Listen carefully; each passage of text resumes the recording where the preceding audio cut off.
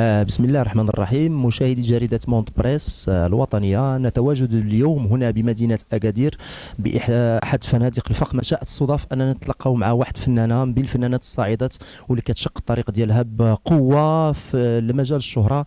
معنا الفنانة مريا نديم اللي غادي نحاولوا نسولوها على المجال الفني ديالها بطبيعة الحال، وغادي نحاولوا نسولوها على الجديد ديالها ونقربوها أكثر من الجمهور. مرحبا بك مع جمهور جريدة مونت بريس. شكرا بزاف، ربي يخليك، ميرسي على التقديم الزوين. لا مريا، اللي هو معروف هو ان الطاقه الشابه في المغربيه بالذات كتشق طريقها بواحد الشكل مذهل في جميع الانشطه وفي جميع المسابقات الخاصه بالغناء.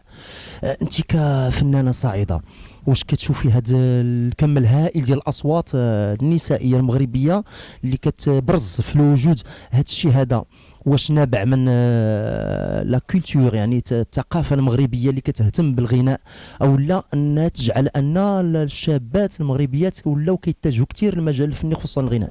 الوغ وي سي فري، انا متفقه معاك. ولات لا توندونس بزاف ان البنات كلهم ولاو كيتجهوا للمجال ديال الغناء باسكو سي بو. البنات تيعجبهم هادشي، كيزادور لي سبوت لايت، يزادور هذا سورتو الا كان هادشي متكلل بواحد لو دون. دونك الا كان ان دون دونك سي بارفي. الا ما كانش ان دون وكان غير داك لو بوزوان ولا ديك لونفي ديال انك تو سوا كوني، سا سي با بيان، فهمتي. دونك انا كونت يا ان دون وملي كيكون واحد الموهبه اللي هي زوينه، علاش لا؟ ماذا بينا نسمعوا صوت جميل ونشوفوا بنت زوينه كتغني، سا نو في بليزير.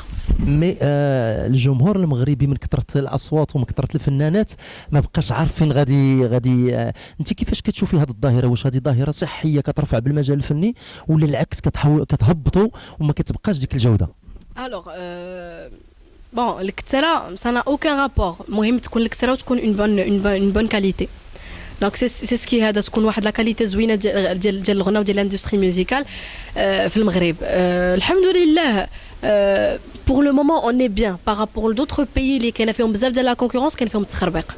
داكور حنا كوم واحد لو بيي اللي عنده يلاه بدا في الاندستري ميوزيكال اللي ما عندناش بزاف واحد لا كولتور ديال الاندستري ميوزيكال، يلاه بدا سافا الحمد لله. الاغاني ديالنا ولاو كيوصلوا لو موين اوريون، سا نو في بليزير غراس ا بوكو enfin bon je vais pas dire beaucoup mais كاينين واحد الفنانين اللي هما معدودين على رؤوس الاصابع اللي خلاو الاغنيه المغربيه انها توصل لو موين اوريون، سا نو فريمون بليزير. شنو هو العمل الفني اللي برزتي به الوجود وتقربتي به اكثر للجمهور المغربي؟ الوغ كما كيعرفوا الناس، بون الناس اللي متابعيني من ايام اكس فاكتور، من ايام لبنان، كيعرفوا انني كنت ماضيه عقد احتكار مع الفنان راغب علامه مع الشركه ديالو ديال الانتاج، وكنت نتجت واحد الاغنيه كانت باللغه الانجليزيه وباللغه العربيه، كانت سميتها اي وانا بي فري باللغه المغربيه، وكان راي مغربي سورتو.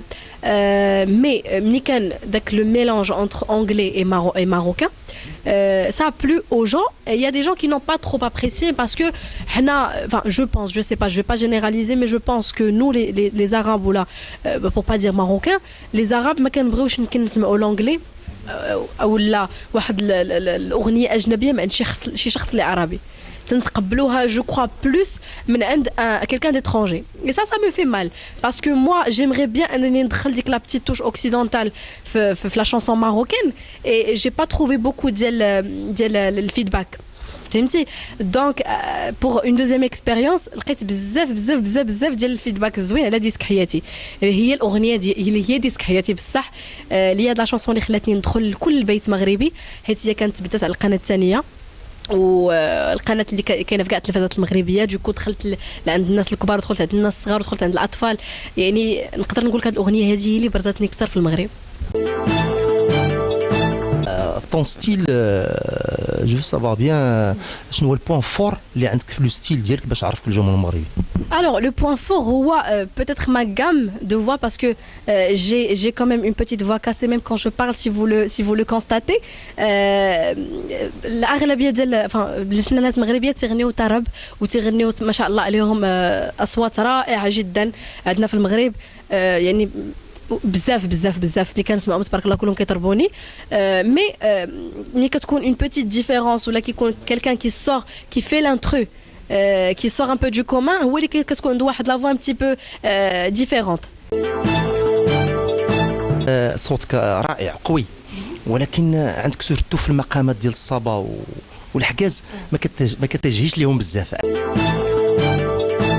منين قررت انني نبدا نغني بالعربيه بديت كنسمع بزاف العربيه. واي اول فنان بديت كنسمع ليه اللي هو كنعتبره اكثر فنان متمكن من المقامات واكثر فنان مؤدي مزيان هو جورج وسوف. دونك وليت كنسمع جورج وسوف اج 24 مع راجلي حيت كازيم تيسمع ليه بزاف وكيغني هو بالعربيه، دونك ولا كيسمعني بزاف. ايه انا جو نو سوي با اوبليجي باش انا متفقه معك vous avez raison.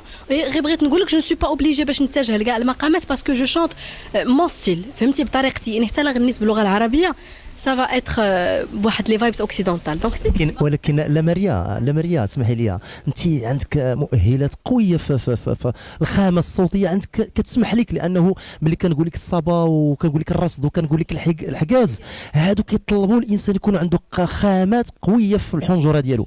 انت هاد الخامات كاينين، خصك غير جو كخوا تحركي دوك المقامات غير نمشي لهم.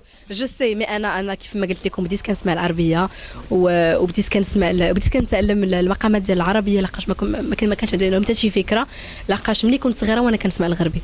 يعني ملي كنت صغيره وانا متشبعه بديك لا كولتور اوكسيدونتال في الغناء وفي كل شيء، ميم في كل شيء في كاع حياتي.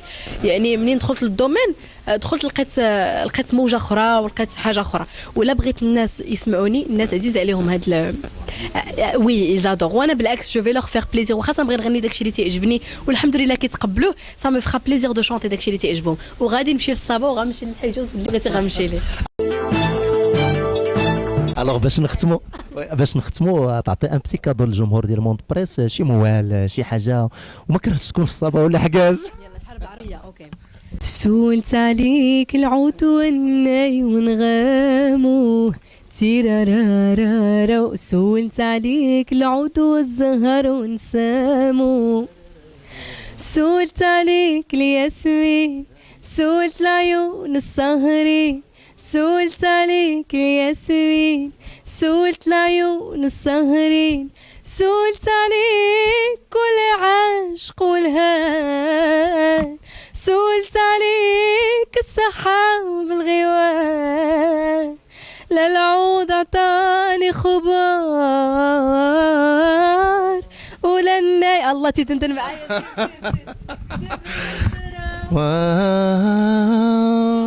سولت عليك العود، سولت عليك النار.